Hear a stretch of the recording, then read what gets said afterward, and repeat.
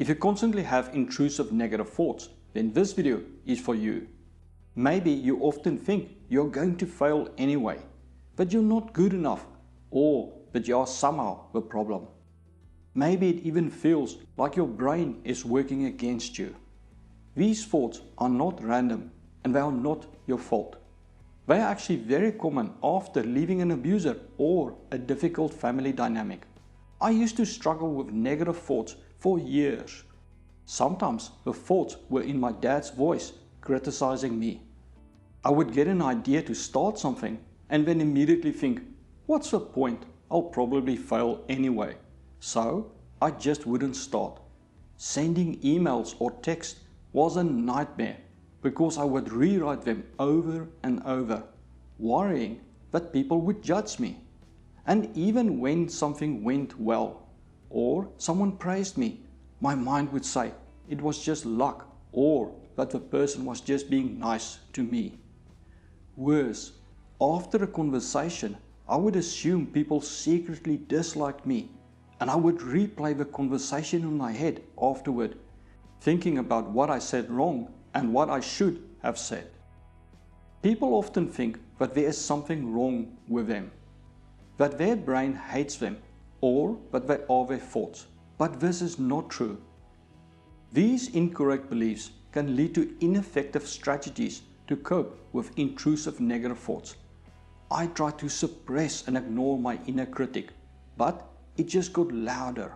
I tried to figure myself out with endless journaling, personality tests, and self-reflection questions. And although I did learn a lot about myself, it did not stop the negative thoughts. It took me a long time and a lot of research to figure out what was actually going on, and that many of our thoughts are predictions, not truth. The thing is that having intrusive negative thoughts is common in people who left an abuser or a difficult family dynamic. Many people say it is as if the other person's voice lives in their head, and that is because of how the brain internalized abuse and criticism. Our brains are prediction organs that try to keep us safe by predicting what may happen based on past experiences. When we live with a difficult parent or partner, or in a toxic environment, our brains learn very quickly what leads to criticism, anger, rejection, or punishment.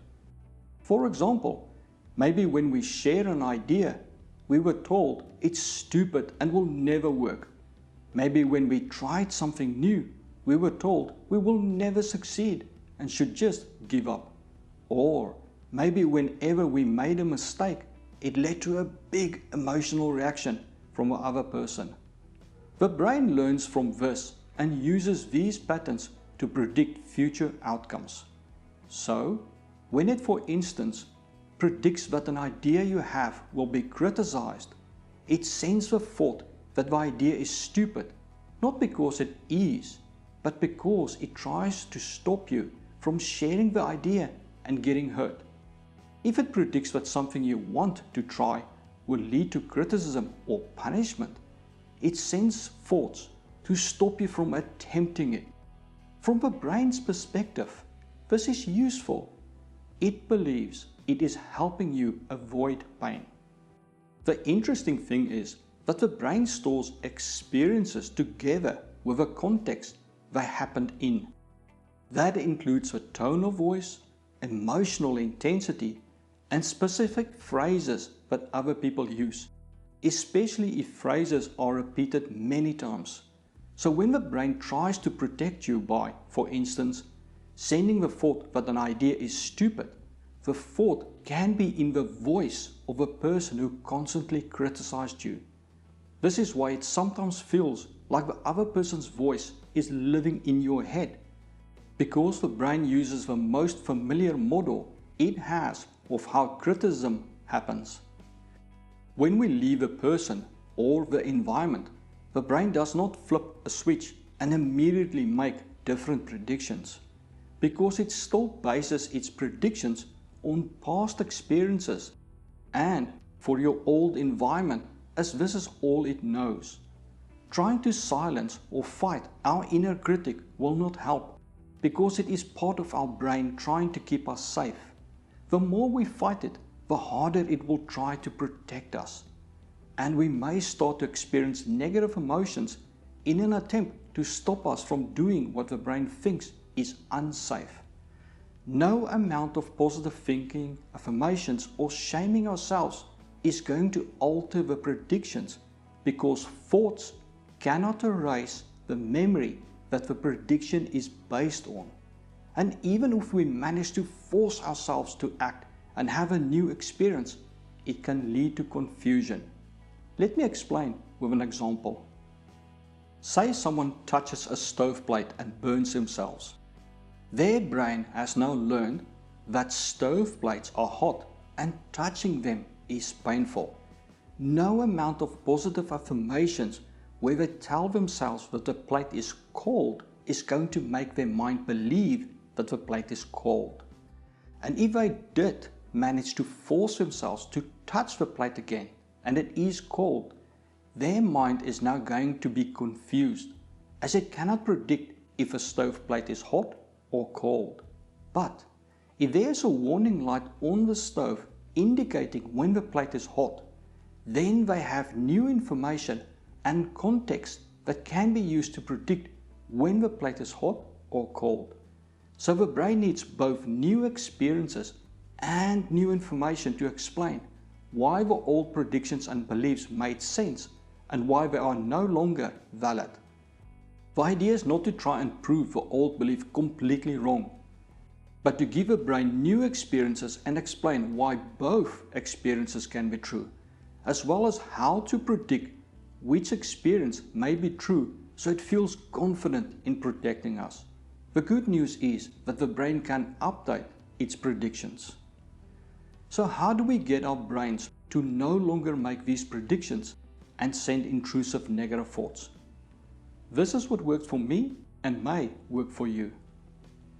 The first step is to recognize negative thoughts as predictions, not the truth. When a negative thought appears, the first step is reframing what it is.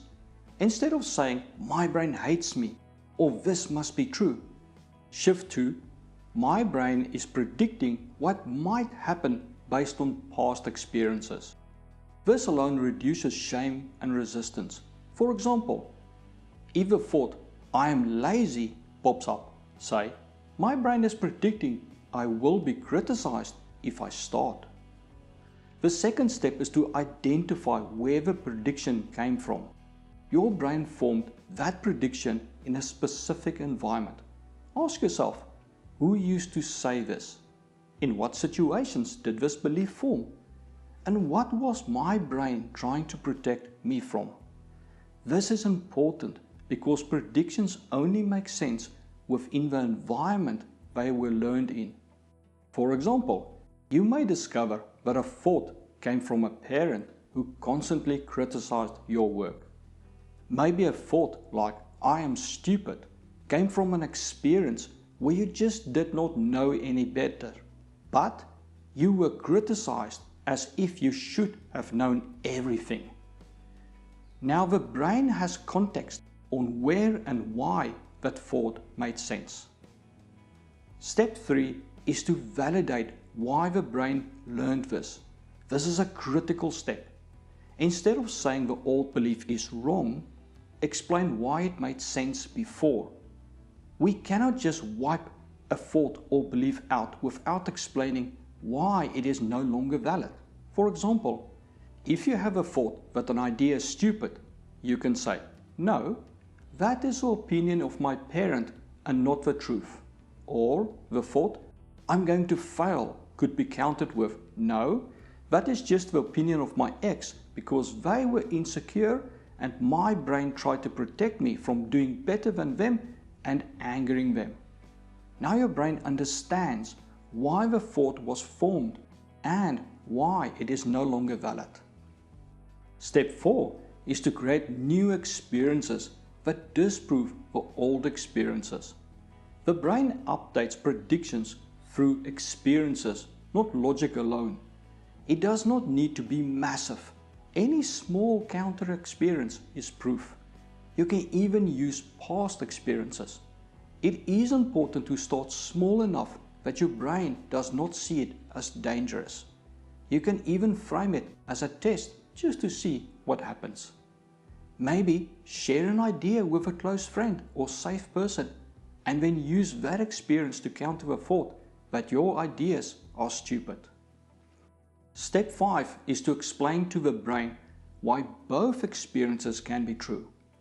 Use your new experiences as proof. For instance, now you can say, some people like my ex think my ideas are stupid, but my friend thinks they are brilliant.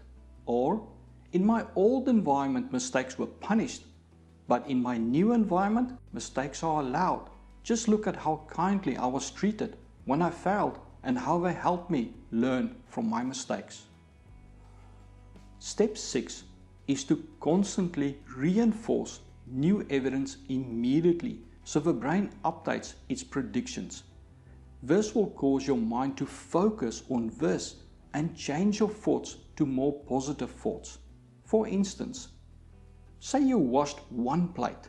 Say to yourself, see, I'm not lazy, I washed the plate. When you learn something new, say to yourself, see, I am not stupid, I just lack the correct knowledge that I can learn like I just did. When you complete a small task, say to yourself, see, I am capable of finishing things. Keep repeating this until the brain has updated its prediction model. To recap, we want to explain why a thought or belief used to make sense and why it no longer does, as well as what the new thought is. And we want to back it up with evidence. If you just try to disprove a thought without giving your brain something else to replace it with, it will resist it. If you do not give it evidence proving the new thought, your brain will not believe you. And if you do not explain why the old thoughts are invalid and the new ones are valid, your brain will be confused about how to predict which one is valid in the future. Something that often happens when we have intrusive negative thoughts is that we procrastinate starting tasks. See this video where I go deeper into why that happens. When you use the steps in that video with the steps in this video, it will help you do what you want to do in life. Thank you for watching.